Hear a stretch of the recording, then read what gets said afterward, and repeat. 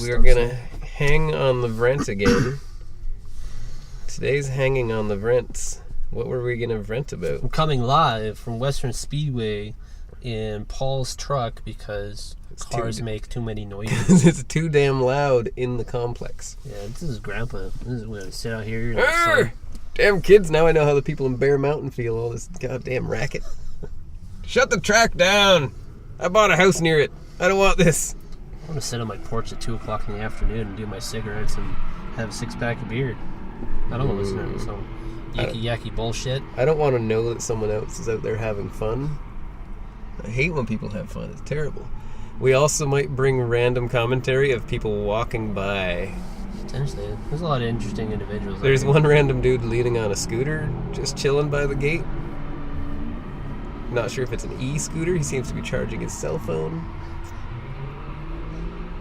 Maybe he's just a guy that just wants to hang out. He's hanging. Hanging out with people. Getting one with the people. He's a hanging. So, we're going to do some things. Start. We were discussing via text the other day, style or power. Well, they don't always go hand in hand. They don't always go hand in hand. Well, sometimes they do. I guess the point to be made is someone who will stylistically style their car over and have a stockish power plant, or go to full-on race car and go for power. But that's not really a thing here in BC necessarily, albeit it's ironic that a bunch of guys now have V8s in their 240s or BMWs here. So that's a bit of a change from our norm. Ironically, it's because they couldn't keep their turbo motors normal, and because they kept blowing head gaskets or not cooling them correctly, but that's more of a setup thing than anything else. But that's sort of beside the point. Albeit, it's nice to have a change and have more torque and whatever. Gosh, power is something you need for drifting, but not really. It's nice to have. I mean, you don't need to start there. I think that's the main qualm that most people have, is that you need power. But I mean, with a lot of the newer, what seems to go on with the Naoki approach was that with Naoki coming here and all the Americans starting to, especially Julian and the Animal Style guys, adapting that sort of mentality of having a fairly basic SR with suspension setup, and the way he sets his cars up has changed some of the viewpoints, at least in California, I believe, to change it to more setup and stylistically in terms of driving, as opposed to having a 1J with a big turbo, or any sort of a power plant other than, basic SR. It gives you pretty much everything in an S13. So yeah, or a big V8, because you can separate power and do a bunch of different alleys, whether it's turbo or displacement or technology, or you can have like a basic V8, like a basic LS1 or something with proper oil cooling and stuff, and be in the high 300s or whatever. Albeit all the horsepower numbers are usually grossly inflated because dynos aren't really set up for real world power. They just sort of give numbers, and they give someone, they're usually bragging rights. Most dynos are set up for bragging. Yeah, there's a few local ones here, like Paradigm and the Bill at Indy Speed have their dynos calibrated correctly. And at the end of the day, it's just a matter of where the line is, not really what the number next to the line is, so long as it's a healthy motor and will keep the motor running, so you have a good full season where you're not dealing with engine problems, is more important than having tons of power and being incredibly unreliable. Yeah, reliability and engine life are very important. But as far as I'm concerned, from being a Corolla nerd, anything over like 150 horsepower is large amounts of power. I talk to people, I'm like, yeah, my car's got lots of power, and it has 200 if that. Yeah. And people laugh at me because I'm like, yeah, ever since I got all this power in my car. Like, you have a 2-liter engine, you don't have any power, you don't even have a turbo. Well, keeping in mind it's about power to weight, not which I don't like about the Corolla argument comparison. Is that a 100 horsepower Corolla, which weighs substantially less than an S13 with a power plant that makes 140 horse. So you have 40 horsepower difference, give or take. Maybe it's 80 horsepower in a Corolla, who cares? Yeah. Is that the power to weight is still there. The Similar Corolla range. requires so much more work to be on the same level as a 240 because it's so basic and very simplified. Any person can get into a 240 and understand fairly quickly. That's why it's a good motor chassis. Versus a Corolla, which requires you to be both creative in terms of trying to get it set up and reliable to skid, so you're not breaking axles and your leaf spring, or not leaf springs, your solid rear axle and stuff like that. And that's why I don't like that comparison, because guys who own Corollas aren't always more at the track than 240s. I mean, 240s are just an easy chassis to get into, and Corolla guys will be kind of split. There'll be guys who are die-hard Corolla guys. And I still believe that Corolla drivers who constantly go out are better drivers than most S13 drivers, but eventually I'll get to a point and it's just a matter of a ladder and how quickly you get up that ladder. Yeah. Corollas teach a lot. They're good momentum cars. Yeah, they're very good. I enjoy driving them too. I've driven some well set up Corollas, like 86 Corollas. Like Dewey's was like phenomenal. Yeah. And I don't know if it's just one of those diamonds in a rough that was perfect because his e-brake worked. And yeah. I still find it funny. Like Dewey's telling me when I drove with him that with two people it's very difficult to drive, but then I asked him if I could drive it. And Dewey, for example, is very particular and likes nice things, and it's a beautiful car. And I drove it, and I broke one of his J-Blick canards in the back, or winglets, or whatever you want to call them. Dick. Bumperettes. But I drove it the way I drive it, and that's sort of the only way you can drive it, which is aggressive, which is... Yeah. And then you have sort of the Speed Hero Quinn approach, which is no e-brake, clutch kick everywhere, which is a very interesting skill. It's also very difficult to just tell a person who's learning to drive like that. It takes a very different mentality just to drive like a maniac. Yeah, because Dewey came from a road course, track day, performance driving kind of background, so it's hard to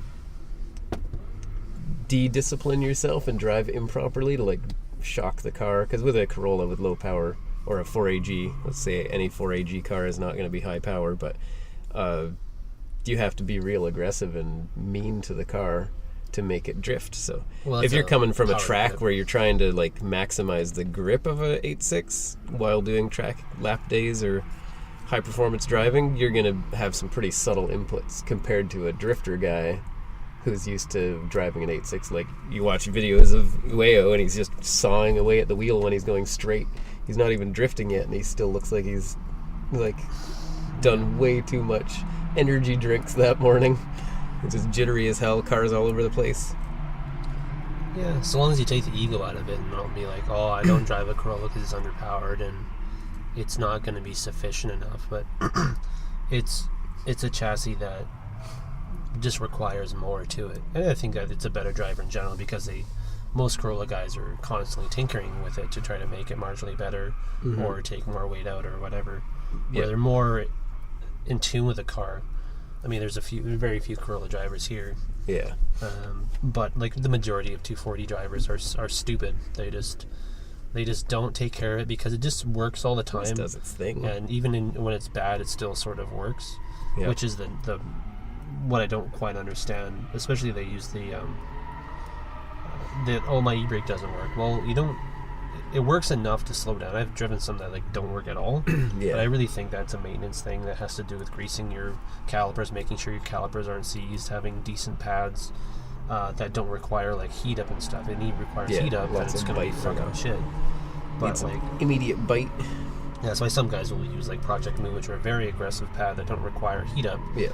And they just wear away very quickly. They're also very expensive. And also we don't have an Apple source to like get a lot of this stuff. Yeah, for whatever reason, Canada just has no access to Japan or cheap parts or stuff. I don't know. Yeah, parts are expensive. Yeah, but at the end of the day, it's about taking the ego out of.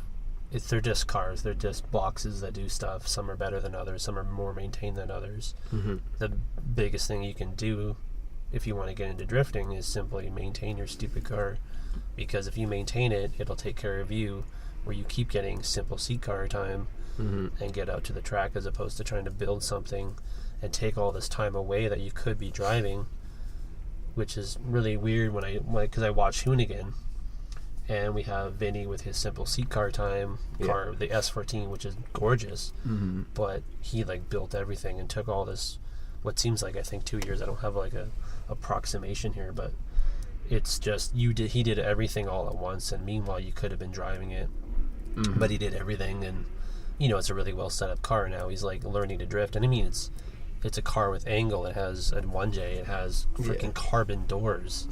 Like, it's a really nice car. Not a simple seat not time car. It's not a simple seat time It's car. a built car now. And even with Hurt had his little simple seat time car, and then just decided to not maintain it or whatever. And now it's getting a rotary swap and other stuff. I'm like, dude, just if you have multiple cars, you should always have one that works. And if you want to do motorsports, then why not always have one that works to basic go and runner, do stuff, even if it's grip or drift or doing motorcycle stuff or whatever. Just have something to have fun, if that's what you want to do. But I don't understand people who say, oh, this is my simple car that now is a project car. And no one needs more than one project car at one time. No, it's a bad idea. It just leads to ignoring them all and being overwhelmed. And well, if you have 5 project cars, you can only allocate money to one at a time, unless you're very good with your money and you can keep spending, but then you also have to spend the time to work on the cars. You gotta rotate. And sometimes it's like a automotive ADD thing where I work on this car for a month and then I get sick of it and I hate it and I don't want to see it ever again, and I work on something else for a month, and you just rotate through them, but it doesn't get anything done quickly. Well, variety is important too. Variety is important. But power versus style, what's more important, having a powerful car or a cool looking car? Style. I would tend to agree with the statement. In terms of power, you need enough power to do the thing. You don't need excessive amounts of power. Drifting, I think, takes drifting priority should look over everything. good. Like actually completing corners and not spinning out all the time. Yeah. Is the important thing, and then style, because if you have a car that's slow and you're a good driver, like if you have a stock K or something, then it looks cool, and then you add power to accentuate your driving skill, because as you drive more and more and more, you want more power, you want more angle, you want to change how you drive. And it's hard to teach someone stylistically drifting. I mean, there's only so many things you can do for drifting, but there's like some people are really enjoyable to watch, and then you have to really look at why is that person so enjoyable to watch. Yeah. And I think that's the most important thing, is style driving, and then like a car that looks good and has kits or a very nice stock body with fitted wheels and whatever. So long as the entire package makes sense, having a kitted car that's unpainted is like the worst thing ever. It's almost as bad as having a multicolor stock car. It's just something that's unpleasant. Yeah. And I mean, I'm fully guilty of that too. My coupe was a piece of shit for so long, and really it still is a piece of shit. But I just could have taken a can of paint and made it like marginally close, so where it's not rusting out fenders. And I mean, it had its own presence and stuff, but like it just looked like shit. I try to keep my car one color. It's not necessarily all one shape, but it's usually one color. It's moldy for you. It's good. I like the driving style that comes from fighting a low-powered car. It's entertaining to watch because the driver has to be then aggressive and ridiculous in order to accomplish things. Like watching a Corolla kid with no e-brake because it's a 8.6 and it has terrible calipers on the back. Just going too fast and not necessarily manging, but big faint entries and ridiculous things to make it slide without an e-brake and without power. So you're trying to make it through a series of corners. You're going in too fast. You're inevitably decreasing speed throughout those corners, because I remember driving a 4AG 8.6.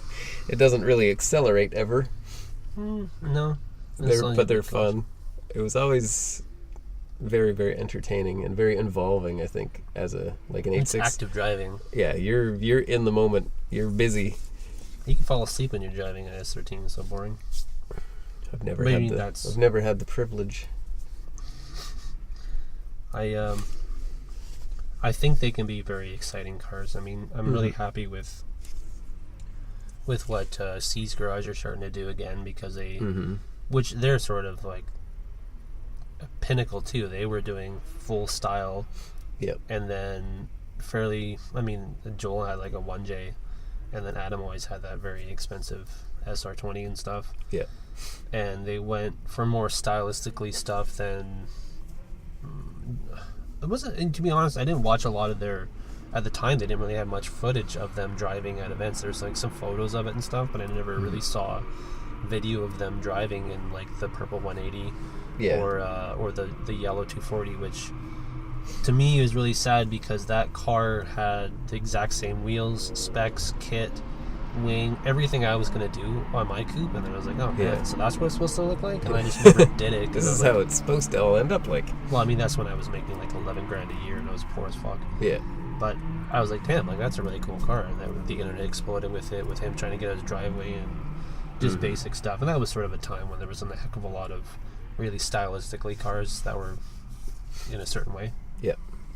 But now they're back on it, and they have their raised up cars doing Naoki things, and Naoki's a like fantastic driver, but for everyone to put him on such a pedestal is so odd to me, because Ueo is one of my favorite drivers, and just the sheer working with so little, and he did everything he could to keep that car competitive, and his driving style was just the most amazing to me. And then I guess we can go into like our favorite drivers later, because like I can go on and on about that, because I like Koguchi was awesome, because from what I understand, he was a bit of a partier, and so half the time he was hungover, and he was very inconsistent, and when it was like on or off, it was just it's fantastic. a good day or a terrible day. Yeah, which led to a lot of those massive dirt drops and other like wild driving that he was able to get. I think he's not a bad or good driver necessarily. Yeah.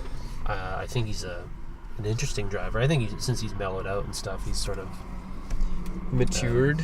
But he's not, to me, I don't know. I don't really watch a lot of drifting anymore, and I've come to appreciate Knob. Like Knob, I didn't like for the longest time. It's super boring.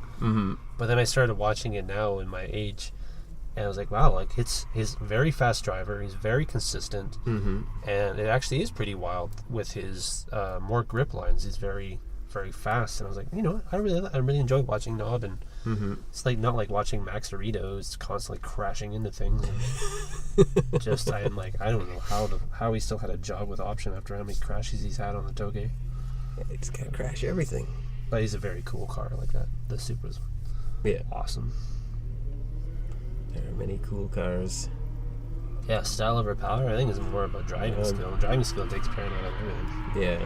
I have a list of things, and I did this on my last 8.6, which I'll probably never have the pleasure of having an 8.6 again, because they've gotten too expensive for me to bother with. But like, I got a $400 GTS.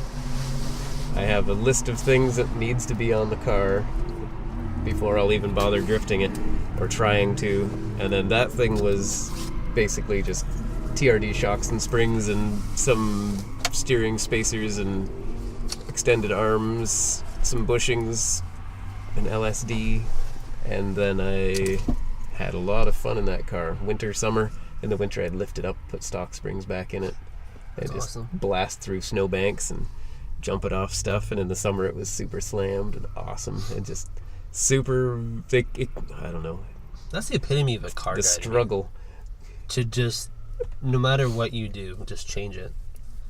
Just drive it all the time, no matter what Alberta winter is quite a bit different than our winter here. Yeah. But I guess that's right. That was a fun car, though. That was a really good car. Ended up with 272 cams because I just came across parts for cheap, and I would just put them on it. It was all built like Yahoo Japan $5 parts and stuff that was left over and piles of garbage in my garage. And those are the best cars. Put it together. Did not care about it at all because it was a $400 rusty piece of junk. And then it ran so good, and it was just so fun to drive. I wish I didn't part it out, but such is life. I like a basic Corolla with a basic 4AG as like not like a as a daily / take it to the track once in a while and struggle and remember how hard it was when you started driving a like unbuilt car, like a very basic little bolt-on car, and then try and drive that once in a while after you have your dialed in, and I say this tongue-in-cheek, high power car, because my Mango is double the horsepower of my last 8.6, and it's easy to drive compared to my last 8.6. It's still, probably some people would say it's hard to drive, but I think it's easy to drive. Well, you just get used to something for so long. Yeah, driving the same car for eternity makes it easy. Yeah. It's nice to appreciate doing all the learning stuff with kids and seeing how badly set up some of these cars are, and somehow it's, you just go to a plateau and you're like, okay, this is drifting, period. Yeah. It's not pro drifting, it's pro drifting. What FD stuff is fourth gear, just massive amounts of grip. This is a purpose-built car that doesn't function in anything else other than what this is doing. Yeah. I'll never be there.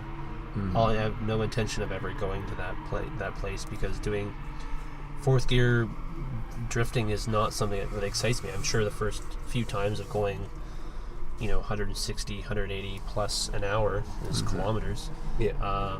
I mean, it has an interesting thing to it, but to me, I like technical stuff. I like going back and forth and being more aggressive that way, and just doing high speed burnouts against the wall is a spectacle to watch. But to me, as a driver, I don't really have much interest in that. I'd rather, it just comes down to just drifting. There's only so many things you can do and stuff like that. But the most important thing, I think, when you start to plateau while drifting is try to scare yourself. Always try new things to see how and why your car reacts in that way.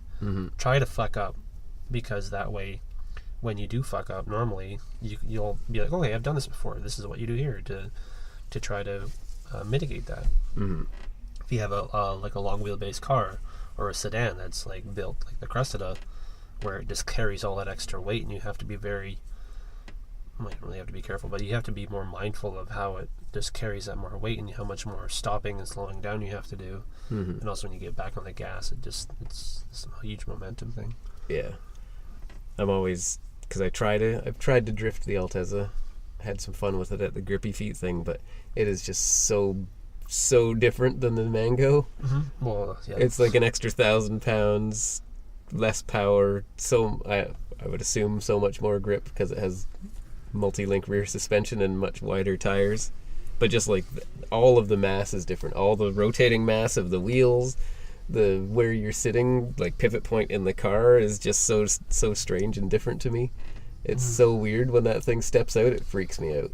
Yeah. Like I get that feeling in the pit of my stomach again, like when you were starting drifting and you're like, I'm gonna die, and you get that little like butt clench moment. That's like the Altezza anytime it steps out, because it's weird feeling to me. Yeah, I drove Paul Ellaby's, I think, for 4 or 5 laps, which is an IS 300, and it's odd to reach over the console and grab the handbrake. It's on the far side. But I really enjoyed it, and Matt drove Angel's IS the Altezza at the learner day, and it was like he just like adapted instantly. He's a different sort of driver as well. Yeah. But I really enjoyed it, and I wouldn't say it's a big Corolla in that regard for drifting wise, but I can definitely see. I love the Altezzas. I think they're phenomenal little cars. Driving around, it feels like the power delivery and the amount of power of the Altezza feels like a lot like a bigger, more complex 8.6. It's still pretty fun and pretty light, but without a lot of power, and then that's pretty sweet. But it's just such a different experience, because I'm so immersed in Corolla. And like, well, if you were eating porridge every day, it's like eating porridge every day, and then you're like, I can have bacon and eggs. Whoa, that's wild. Yeah. That's so different. I really want to drive the Altezza more, but it's kind of a daily driver for my wife. Time to buy another one. I know. This is why I got to talk to Sheldon about that other one if he hasn't sold it yet. But I don't need another car. No, but I kind of want to play with it, but I think I'm just gonna leave it and not wreck it yet until we buy another family-oriented car, and then it will become a drift car eventually. But it still has its daily duty to do.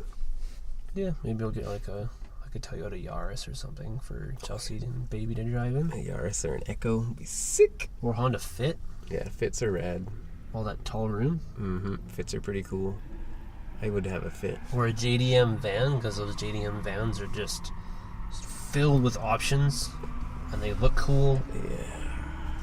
For anyone who says that a van is stupid and like a midlife crisis thing, is stupid. It's all about You want that Windstar? luxury. You want that Windstar right there? Not that Windstar, no. My friend Gordon had a Pontiac Transport, and that thing was quick, lots of space. The Dustbuster? Yeah, more or less, yeah. Dustbuster Lumina transport thing? Those things It wasn't a are sick. Lumina. It was, I think it was the last year, the Transport. Yeah. Very Pontiac with the big, the pig nose grill. Yeah, and the Stuff big like that. body cladding everywhere. Yeah, it was awesome. I really enjoyed that Or a van. Matrix. Mind you, I think it might just have sentimental value because we were growing up in that time. That was the van that Yeah. his family drove, and then that's where because he had his license first, I think. Mm-hmm. He's born in March. Yeah, it's actually today? I thought it was yesterday. I'm pretty sure it was the 15th. It's the 16th today. Yeah, no, I don't remember his birthday. I'm a bad friend. We've only been friends since 1994. Happy birthday. Happy birthday to Gordo.